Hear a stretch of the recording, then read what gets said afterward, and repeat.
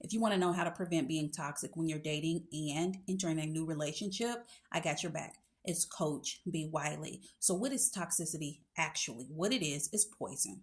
Think about toxic waste. What is that? Are you going to get your cup, the biggest cup that you have, go over to it, pour your glass, and drink it, and thinking you're going to float in the sky and feel really good and be like an angel? Absolutely not. You're going to be dead on the side of the road. So, why in the world would you take toxic traits into a new dating situation?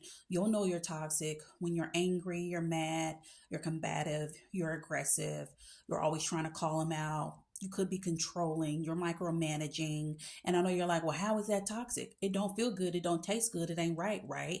It's off-putting. You'll know that you're having bad characteristics that will then grow into toxicity when it's affecting the person that you're dating, when it's actually affecting you. If you want to attract someone that is easygoing, laid back, chill, cool as a cucumber, they have their standards, they have their boundaries. But when they set their standards and they have their boundaries, they're not aggressive, they're not mean, they're not yelling, they're not in your face. They're literally cool, calm, and collective, and they're talking to you like they have good sense. And so if you want that, you have to be that. No one wants to listen to you yelling all day. No one wants to hear you barking at them like no dog, because you're not an animal, are you? Nobody wants to, when they ask you a question, you bite their head off, you give them the cold shoulder, you go silent, you give them the silent treatment. It's very simple. The people who are dating make dating hard because you create these unnecessary roadblocks. So think about the last time you had a disagreement with the guy that you're dating. How did you react? What did you say? Confronting him ain't the way to go. Addressing, inquiring, sure, but remove the word confront from your vocabulary because it doesn't go there. There's no need to confront anyone on anything. There's no reason to go back and forth. You can have a conversation. Toxic is going back and forth, calling each other's name, raising your voice, cussing each other out. That's toxic. If you're an adult in a healthy relationship, if you're an adult and you're dating him, then you're not toxic when you can sit like I'm talking to you and you're talking to him and you're listening and not cutting off. Toxic is tit for tat.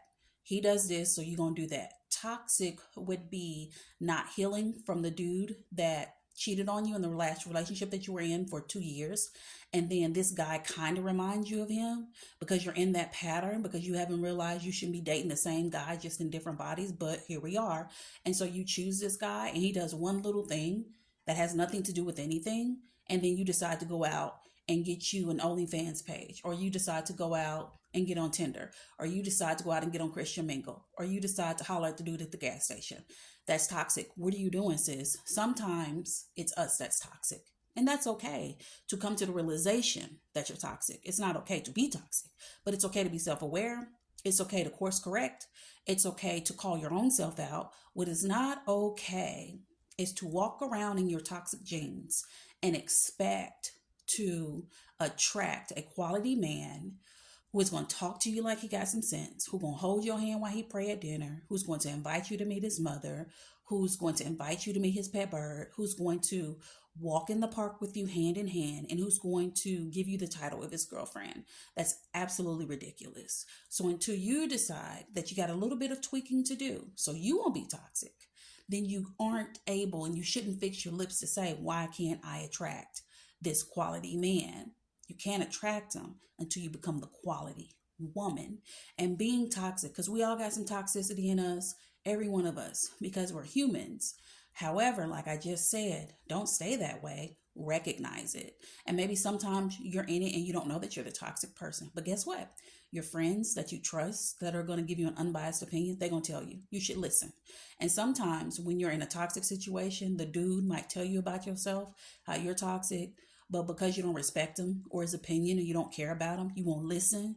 And then his delivery is off, so you really ain't gonna listen. But sometimes it's okay to listen to the message and just avoid the delivery.